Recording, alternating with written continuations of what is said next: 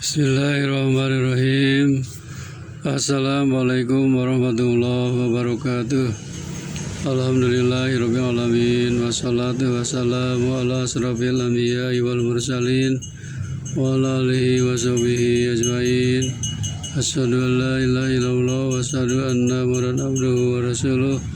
Allahumma shalli ala Muhammad wa ala ali Muhammad. Kama shallaita ala Ibrahim wa ala ali Ibrahim wa barik ala Muhammad wa ala ali Muhammad kama barakta ala Ibrahim wa ala ali Ibrahim fil alamin innaka Hamidum Majid. Ya ayyuhalladzina ittaqullaha haqqa tuqatih wa la tamutunna illa wa antum muslimun. Wa qala Allah ta'ala fil Qur'anil Karim. A'udzu billahi minasyaitonir rajim. Bismillahirrahmanirrahim. Ya ayyuhalladzina amanu qu anfusakum wa ahlikum nara waquduha an-nasu wal hijaratu 'alaiha malaikatun ghiladun shidadun la ya'suna Allah ma amarahum wa yaf'aluna ma yu'marun.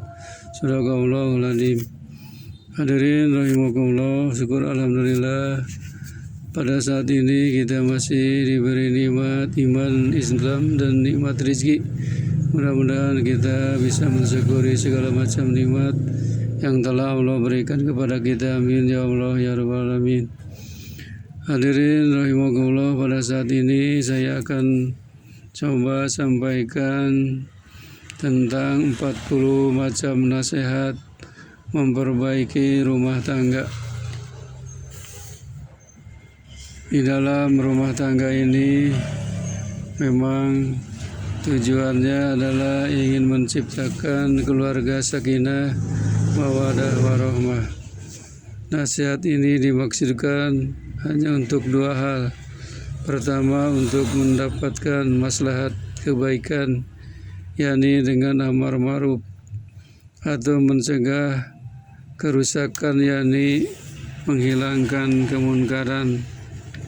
Semoga bermanfaat. Apa nasihat yang pertama?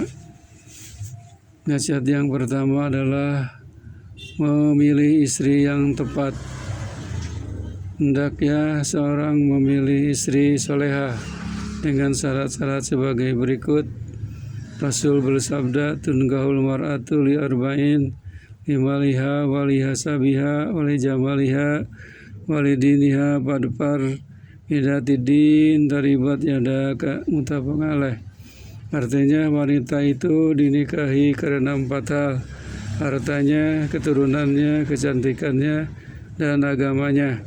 Maka hendaknya engkau utamakan wanita yang memiliki agama. Jika tidak, niscaya kedua tanganmu akan berdebu, miskin, dan merana. Itulah nasihat yang pertama, memilih istri yang tepat, yaitu istri yang solehah. Nasihat yang kedua adalah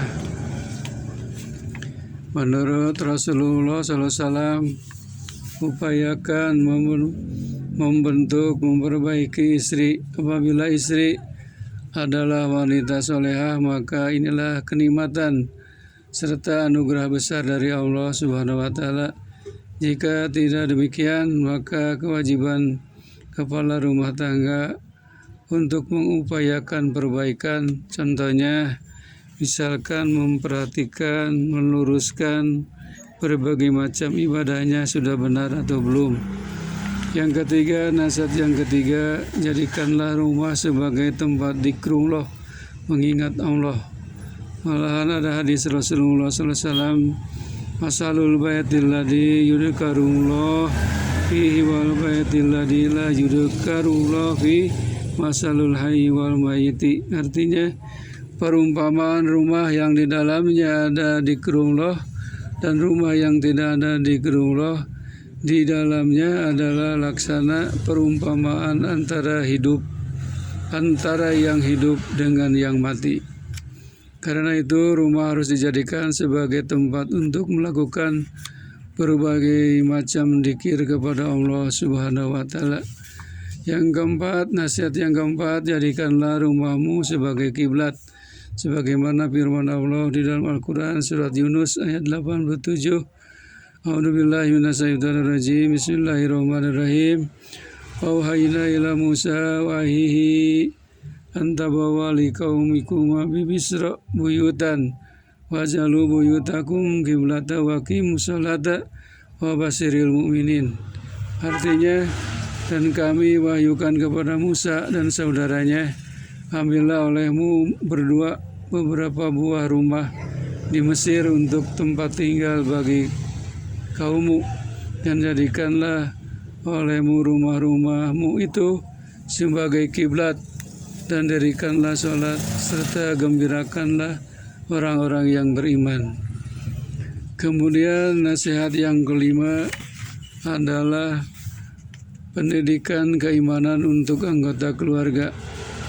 Dari Siti Aisyah radhiyallahu anha, beliau berkata, "Kana Rasulullah SAW yusalli minal laili fa idza awtara qala qumi fawtiri ya Aisyah." Suatu ketika Rasulullah SAW mengerjakan sholat malam. Ketika akan witir, beliau mengatakan, "Bangunlah dan dirikanlah sholat witir, wahai Aisyah." Itu pendidikan keimanan untuk keluarga. Nasihat yang keenam, perhatikan pada doa-doa yang disyariatkan dan sunnah-sunnah yang berkaitan dengan rumah. Contohnya, ada doa masuk rumah yang mana ini kita sudah biasa berdasarkan hadis Rasulullah SAW. Jika seseorang laki-laki masuk ke dalam rumahnya kemudian menyebut nama Allah Ta'ala ketika dia masuk dan ketika makan, setan berkata, "Kamu tidak punya jatah tempat tidur dan tidak pula jatah makan di sini." Dan jika ia masuk dan tidak menyebut nama Allah ketika ia masuk, maka setan berkata, "Kamu mendapatkan jatah tempat tidur." Dan jika tidak menyebut nama Allah ketika makan, setan berkata, "Kamu mendapat jatah tempat tidur dan makan." Kemudian ada doa keluar rumah. Dalam Sunan Abu Daud meriwayatkan bahwasanya Rasulullah SAW bersabda, "Bismillahi tawakkaltu ala Allah, la haula wa la quwata illa billah." Itulah doa keluar rumah.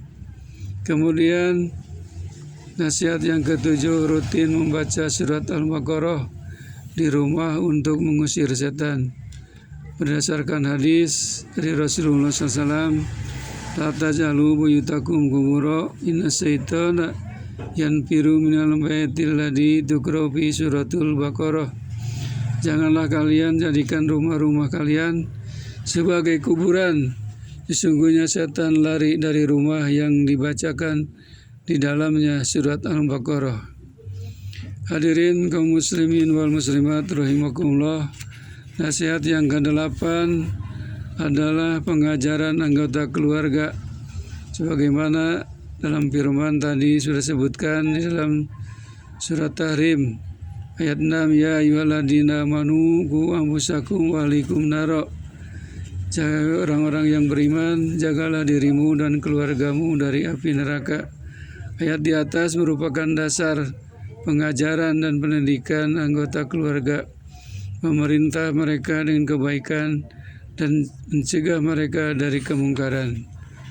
Kemudian nasihat yang ke-9 adalah yang harus kita lakukan, diantaranya adalah kita di rumah harus diadakan yang istilahnya buatlah perpustakaan di rumah.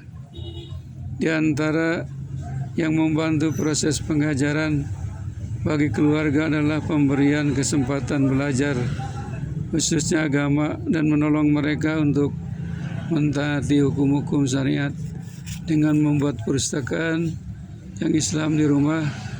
Tidak harus besar, tetapi yang penting bisa menyeleksi buku-buku penting. Itulah cara-cara membuat perpustakaan di rumah kita. Di antaranya yang berhubungan dengan tafsir, dengan hadis, dengan akidah, dengan fikih, akhlak, sejarah, dan biografi. Nasihat yang ke-10, kita juga harus punya perpustakaan dari kaset di rumah, baik itu pembacaan ayat-ayat suci Al-Quran, ceramah-ceramah agama, tausiah agama, atau khutbah-khutbah. Itu juga akan menambah keilmuan bagi anggota keluarga rumah kita. Yang ke-11, nasihat ini memang bermanfaat, yaitu mengundang orang-orang yang soleh, ulama dan para penuntut ilmu ke rumah. Karena orang-orang soleh, ulama dan para penuntut ilmu datang ke rumah pasti akan memberikan nasihat yang berhubungan dengan agama yang bermanfaat bagi keluarga kita. Nasihat ke-12, belajar hukum-hukum syariat tentang rumah. Contohnya, sholat di rumah. Tentang sholat laki-laki, Rasulullah bersabda, khairu sholatil mar'i bi baitihi ila sholatul maktubah. Sebaik-baik sholat laki-laki adalah di rumahnya, kecuali sholat wajib.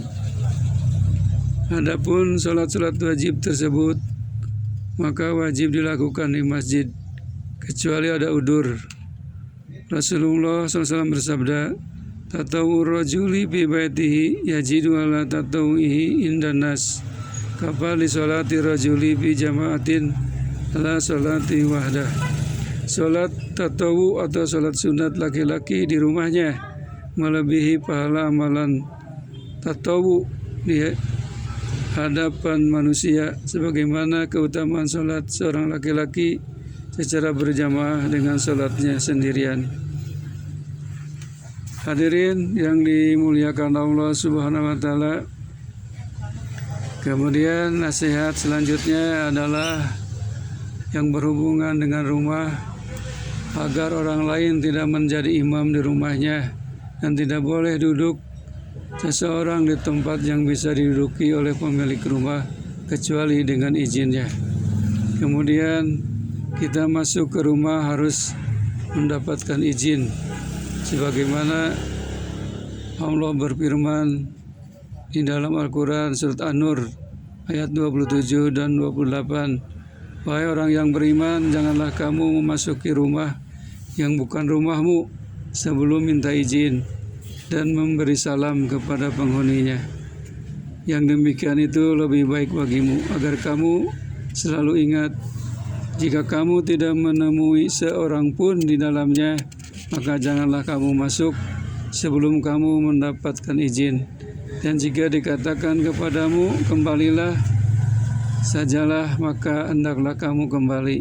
Itu lebih bersih bagimu, dan Allah Maha mengetahui apa yang kamu kerjakan. Hadirin rahimakumullah, kemudian nasihat yang selanjutnya, boleh masuk ke dalam rumah kosong yang tidak berpenghuni dengan tanpa izin, manakala orang yang masuk tersebut memiliki barang di dalamnya, misalnya rumah yang diperuntukkan bagi tamu. Hadirin yang berbahagia, kemudian tidak mengapa makan di rumah kerabat dan rumah teman-teman serta di rumah orang lain yang kita memiliki kuncinya jika mereka tidak membenci hal tersebut. Kemudian melarang anak-anak dan pembantu masuk ke dalam kamar tidur ibu bapak tanpa izin pada waktu-waktu istirahat atau waktu tidur. Selanjutnya dilarang mengintip rumah orang lain tanpa izin mereka. Sebagaimana sabda Rasul, barang siapa mengintip rumah kaum orang lain tanpa izin, kemudian mereka mencongkel matanya, maka baginya tidak ada diat dan tidak pula kisos. Kemudian wanita yang ditalak tidak boleh keluar atau dikeluarkan dari rumahnya selama waktu iddah atau menunggu dengan memberikan infak kepadanya. Boleh bagi laki-laki memisahkan meninggalkan istri yang durhaka di dalam atau di luar rumah sesuai dengan maslahat menurut agama. Wahjuruhunna fil madaji, dan pisahkanlah diri dari tempat tidur mereka. Adapun dasar memisahkan diri dari istri di luar rumah adalah seperti yang terjadi pada diri Rasulullah SAW ketika beliau memisahkan diri dari istri-istri beliau di dalam kamar-kamar mereka. Kemudian tidak boleh kita menginap di rumah sendirian. Larangan itu disebabkan karena dengan sendirian ditakutkan akan terjadi sesuatu, misalnya serangan musuh, pencuri, atau sakit. Kemudian tidak tidur di lantai atas yang tidak memiliki pagar agar tidak jatuh. Rasul bersabda, "Man bata ala dohrin baitin laisa lahu hijarun faqad bariat minhu timmah." Barang siapa tidur di loteng rumah yang tidak memiliki batu penghalang atau pagar, maka sungguh aku telah lepas tanggung jawab daripadanya. Kemudian di rumah itu banyak peliharaan seperti kucing peliharaan tidak menjadikan najis bila kucing tersebut minum atau makan daripadanya. Nasihat yang ke-13, hadirin yang dimuliakan Allah, memberi kesempatan untuk mendiskusikan persoalan-persoalan keluarga.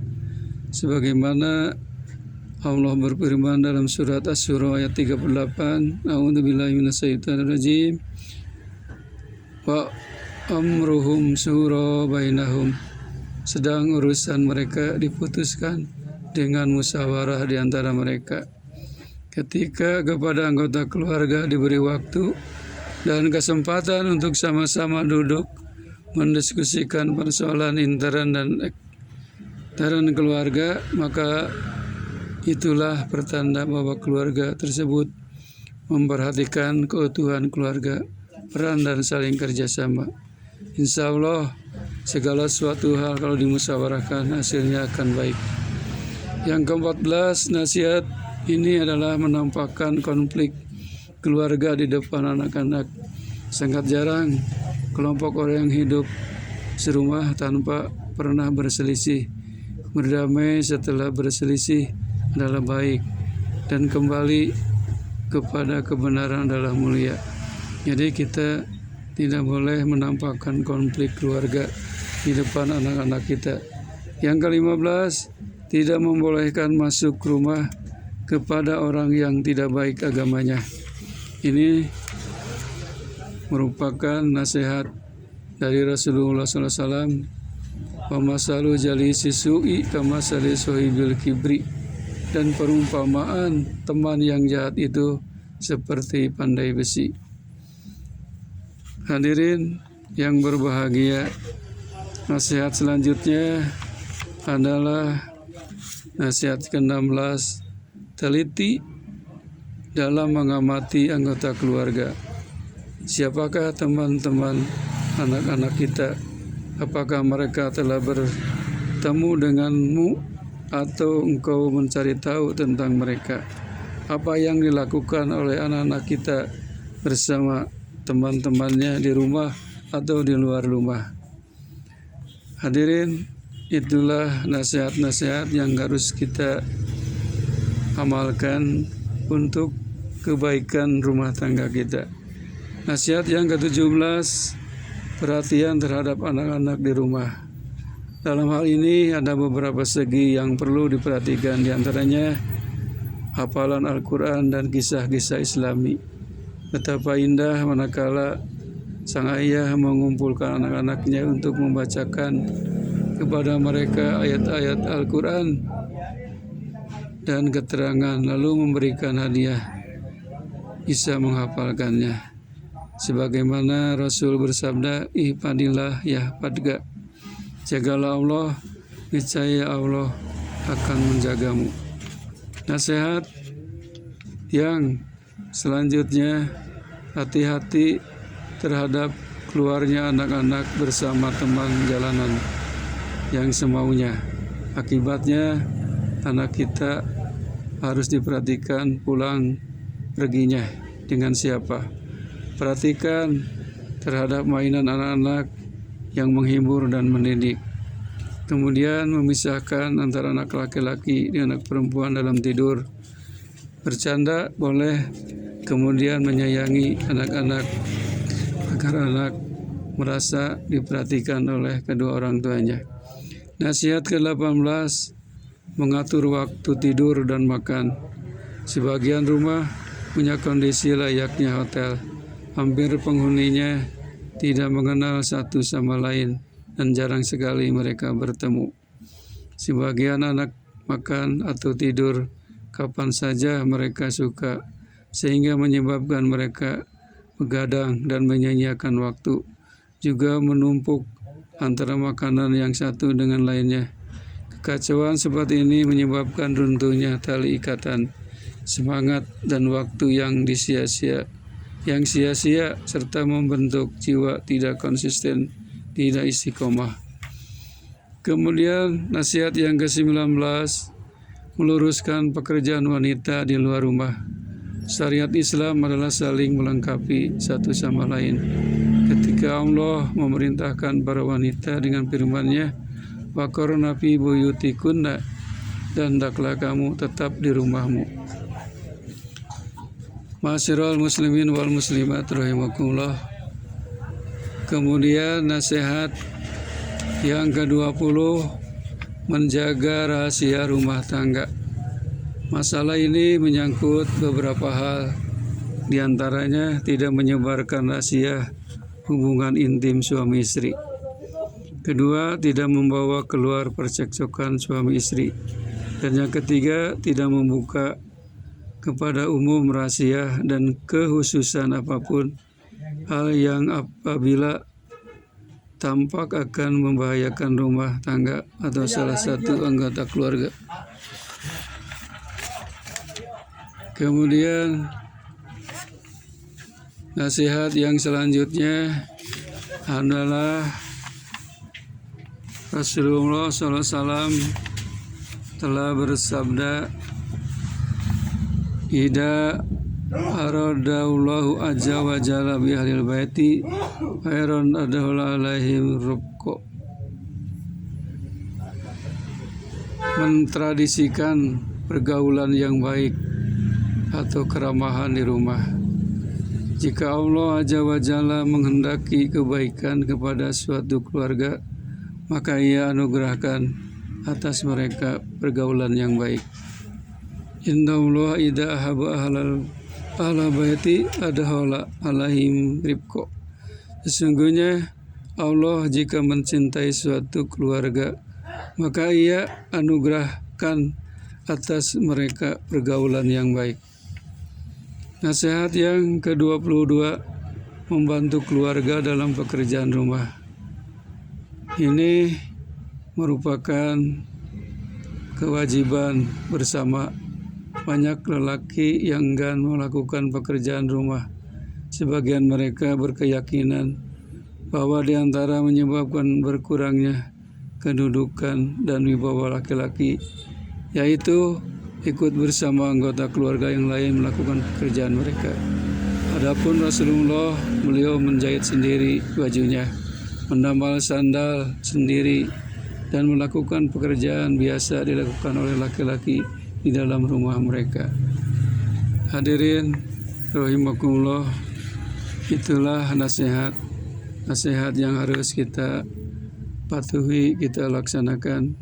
Nasihat yang ke-23, bersikap lembut, bercanda dengan keluarga. Bersikap lembut kepada istri, kepada anak-anak merupakan salah satu faktor yang bisa menebarkan iklim kebahagiaan dan eratnya hubungan baik di tengah keluarga. Karena itu Rasulullah menasihati Jabir agar menikahi wanita yang masih perawan. Beliau mengatakan, "Pahalan mikron tula ibuha wal tula ibuka watudohikuha watudohikuka." Kenapa tidak engkau pilih perawan sehingga engkau bisa mencandainya dan dia mencandaimu, dan engkau bisa membuatnya tertawa dan dia membuatmu tertawa. Ma'asyiral muslimin wal muslimat rahimakumullah. Nasihat selanjutnya,